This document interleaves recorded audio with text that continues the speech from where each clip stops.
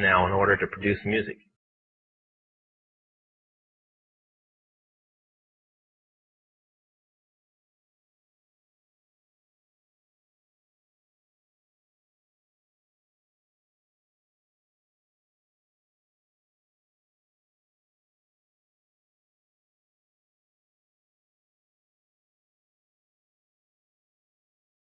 After it's been recorded, it's taken in.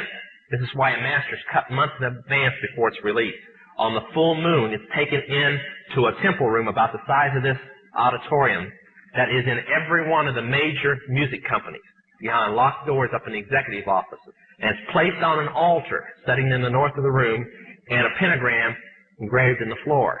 And 13 hand-chosen witches and wizards and a coven come in and conjure a principality or a power up, usually Regia or something like that, and order him to tell the demons under him to follow every record and every tape coming off of that master.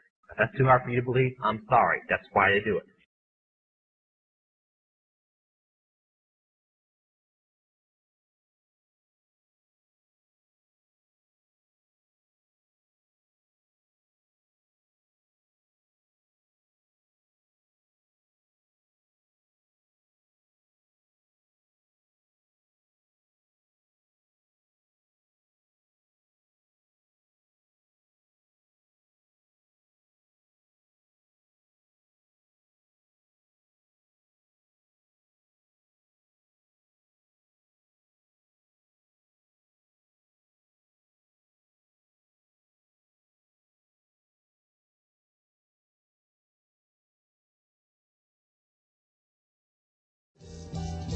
And more, much more than this, I did it my way.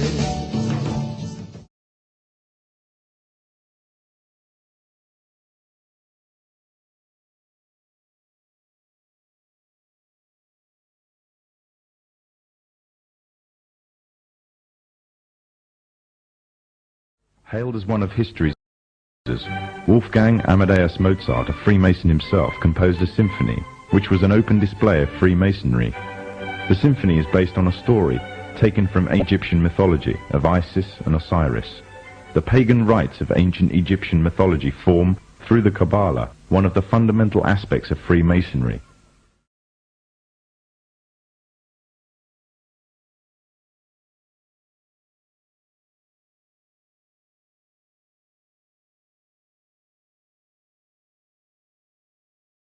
It is hard to overestimate the impact that the Beatles had on the world at large, as youth by the millions were given a form of emotional shock treatment. They influenced everything that I've ever done. I even remember, growing up hearing Beatles songs. All their songs are timeless. They built the structure for rock and roll. Beatles actually were bringing everybody along with them on their voyage of their discovery. Beatles went out and took the world by storm. I grew up with them. They helped us grow up. They got me arrested 3 or 4 times. I think they did a lot for society. Those songs are in my memory banks I think they're actually my genetic material. All-time favorite musical group? Beatles. Beatles.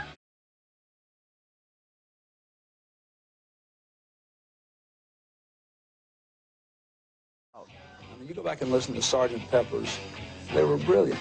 Sgt. Pepper changed the world.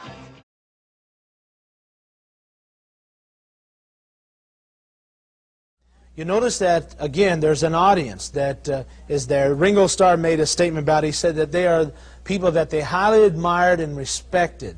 And up in the upper left-hand corner, you notice there's a bald-headed man.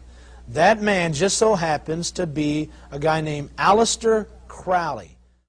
The Beatles also placed a picture of occultist William Burroughs, who claimed to have become demon-possessed after killing his wife on the Sgt. Pepper's album. Also making the cast was the most popular starlet of the 1960s, Jane Mansfield.